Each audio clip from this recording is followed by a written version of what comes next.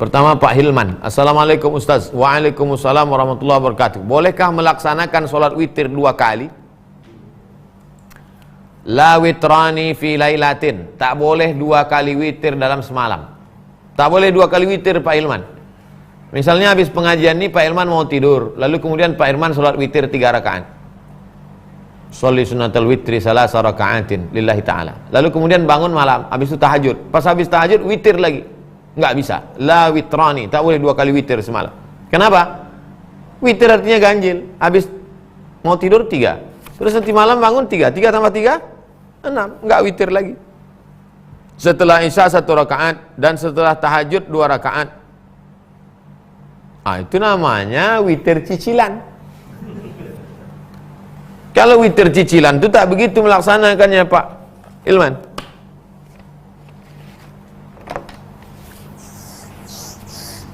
Syafa'nya dulu, bukan witirnya dulu.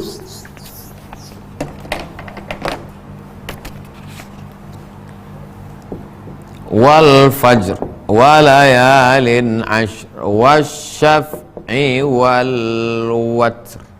Syaf'i genap, watri ganjil. Jadi bagi yang bermazhab Syafi'i melaksanakan witir 2-1. Jadi nih usollinya Pak Ustaz, usolli raka'atail usolli raka'atail witri atau usolli sunnatal witri syafa'. Saya salat syafa' genap. Nanti setelah itu baru ini masih sepaket. Begitu cara pelaksananya. Ininya dulu. Habis itu baru ini. Tadi Bapak witir sungsang. Satunya dulu, 2 dulu, baru ini. Ini satu pelaksanaan. 2, 3, 1 salam. 1, 1, 1, 3, 1 salam. 3. Yang ada dalam Sunan Tirmizi begini. Mau tidur malam buat 3. Terserah, mau yang model 21 atau 3. Pokoknya mau tidur malam buat 3. Pas nanti bangun malam mau tahajud, laksanakan 1 rakaat untuk menggenapkan yang 3. Saya sholat sunat 1 rakaat untuk menggenapkan yang 3 tadi. 3 tambah 1 jadi 4. Habis itu baru tahajud. Setelah tahajud baru tambah 3 lagi. Maka witir Bapak waktu itu sama dengan 7. Ada dalam Sunan Tirmizi. Bukan hadis Nabi. Imam Tirmizi menyebut di ujung itu. Kata dia, orang yang sudah melaksanakan 3 kali 3 rakaat witir, tidur dia, pas dia mau buat witir lagi, dia buat 1 rakaat untuk menggenapkan 3 tadi menjadi 4. Habis itu dia sholat lagi 3, maka 4 tambah 3 malam itu 7 rakaat witirnya. Begitu Pak Ilman.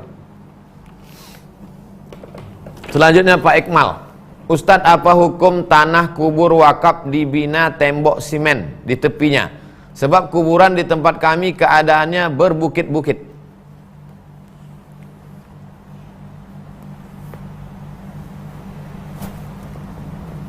Tanah wakaf itu milik orang banyak. Jadi kalau kita kapling,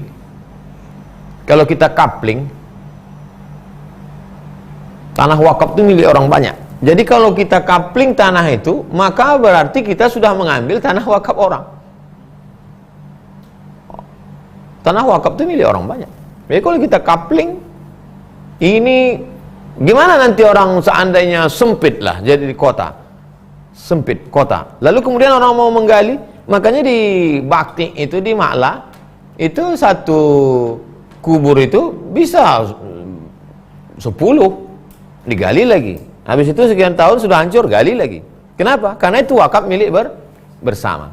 Jadi kalau nanti kita lihat ada beda sama di Mesir. Di Mesir itu coba tengok di pintunya. Kenapa pakai pintu-pintu wakaf keluarga si Anu? Nah, itu keluarga-keluarganya. Coba di pintu di Mesir. Sebelum sampai ke Azhar ada tanah pekuburan luas.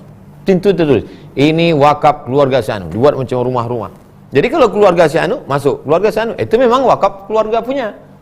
Adapun wakaf milik umat Islam kita kapling-kapling, gimana kita mau wakaf tanah kapling umat Islam punya? Ustaz Somad itu ceramah aja. Buktinya makam emaknya dibuatnya pakai itu. Itu memang saya beli tanah wakaf. Perlu saya jelaskan supaya nanti jangan dituduh orang saya mengkapling tanah wakaf. Jadi fitnah. Adapun membangun fustat. Jadi dulu istilahnya yang pertama membangun tuh Umar bin Khattab, fustat. Fustat tuh kemah. Dibangun kemah di atas makam, tujuannya supaya orang berziarah nggak kena panas. Maka hukumnya mubah.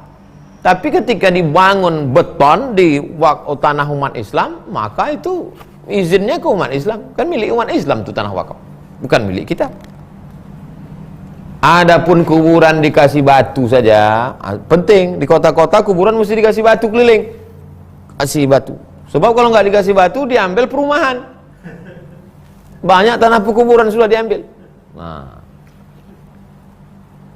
Pak Budi, Ustadz, saya sudah 3 bulan tak kerja karena corona. Istri saya masih kerja. Bagaimana hukumnya saya tidak memberi nafkah? Saya juga tidak bisa kerja berat karena sakit pinggang. Pak Budi punya kewajiban 5, Pak Budi. Pertama, kasih makan. Kedua, kasih pakaian. Ketiga, kasih tempat tinggal.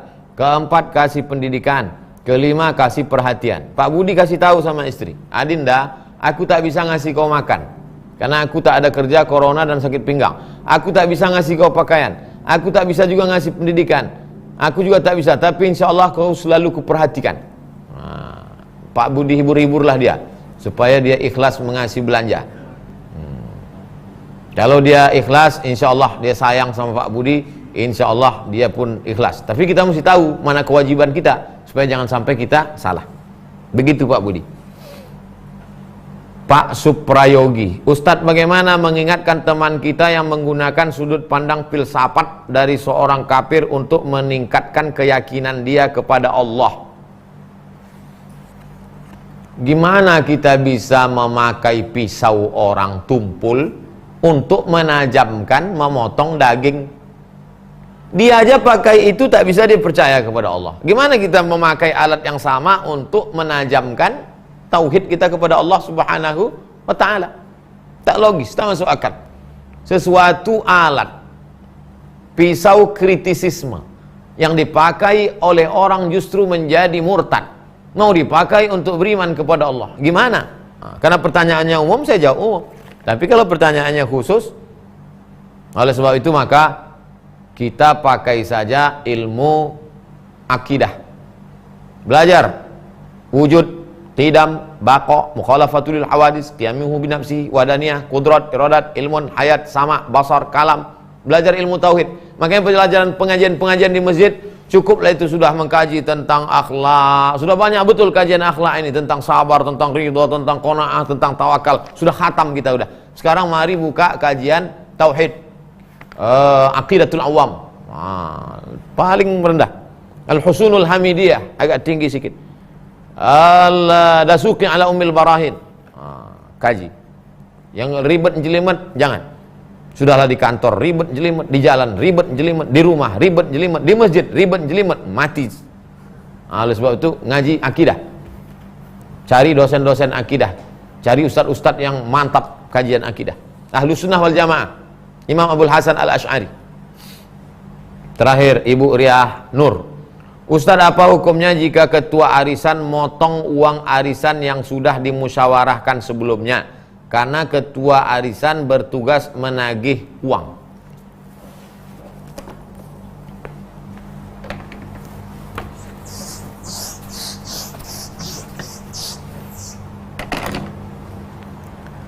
Arisan Ibu A, B, C, D, E, F, G, H, I. 1, 2, 3, 4, 5, 6, 7, 8, 9. Pas pula 9 nih. J, 10 lah, biar mudah ngitungnya. 100.000, 100.000, 100.000, 100.000, 100.000, 100.000, 100.000, 100.000, 100.000, 100.000. Lalu kemudian digoncang. Masukkan nama A, B, C, D, F, G, H, I, J, goncang. Ini yang ikut arisan ini mesti ikut tes jantung dulu. Kalau tidak nanti takutnya tak keluar kumat, jantung mati. Waktu digoncang, keluarlah huruf D. Keluar huruf D. maka D mendapat 1 juta. Padahal D baru keluar 100.000. Apa akad 900.000 itu? Apa akad 900.000 itu? Hutang. Maka sesungguhnya si D sedang berhutang 100, 100, 100, 100, 100, 100, 100. Hanya saja hutang ini waktunya dibayar kapan? Idza tadayantum bidainin ila ajalim musamma. Waktunya sudah ditentukan. Berapa lama? 10 bulan. Kenapa 10 bulan? Karena diputar setiap sebulan sekali. Jadi sebetulnya akadnya akad utang. Boleh kita berutang Pak Ustadz? Boleh, tapi jangan ada bunga di situ. Ngutangnya 1 juta, ya bayarnya 1 juta kepada 10 orang, kepada 9 orang, ya 900, 100. Enggak masalah, sama-sama izin, antaradin, tidak ada riba di dalam. Tapi kemudian ada satu orang, ketua, istri Pak RT. Dia yang ngumpul duit. Kata dia, kan ini kan ada aja lah alasan Bu RT itu kan banyak alasannya. Adalah itu ini segala macam begono begini. Kalian keluarkanlah agak 10.000 ini uang minyak apa segala macam. Kata dia, itu tergantung ibu ABCD. Kalau mau kasih, kalau mau tidak. Karena ini terkait dengan administrasi, dia ngumpul, bukan riba di sini, dia ngumpul. Yang tidak boleh itu, ujuk-ujuk tiba-tiba datang satu orang ke rumah kita, Ibu A. Jangan Ibu A, nanti kira Bu RT itu lagi. Ibu Z. Tiba-tiba Ibu Z datang ke rumah kita, nawari arisan. Assalamualaikum Ibu, mau arisan? Berapa? 1 juta.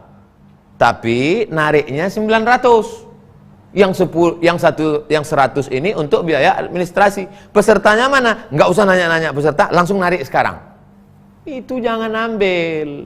Itu adalah rentenir, tapi berkedok arisan. Pesertanya sebetulnya nggak ada itu. Pesertanya nggak ada, dia memang udah simpan duit. Ini peserta kita ada 10 nih. Ibu mestinya ngambil 1 juta kan? Iya. 900 saja, yang 100 untuk sebetulnya nanti ibu akan membayar 1.100.000, bisa jadi 1.200.000. Oleh sebab itu maka yang model begini, yang model jelas orangnya, oke, lanjutkan. Tapi kalau orangnya tak jelas seperti ini, itu sebenarnya adalah rentenir berkedok arisan. Mulai Persatuan Rentenir Berkedok Arisan mengamuk ke saya, dibulinya saya, gara-gara pertanyaan Ibu Riah Nur. Mari kita jaga masyarakat kita supaya jangan sampai terjerumus dalam perbuatan haram, diantaranya riba. Terima kasih segala perhatian, mohon maaf segala kesilapan dan kekhilafan. Kita tutup dengan baca doa kafaratul majlis. Subhanakallahumma wabihamdika asyhadu an la ilaha illa anta astaghfiruka wa atubu ilaik. Wa sallallahu ala sayyidina wa maulana syafi'ina wa dzukhrina Muhammad wa ala alihi wa sahbihi wa sallam. Alhamdulillah rabbil alamin. Wassalamualaikum warahmatullahi wabarakatuh.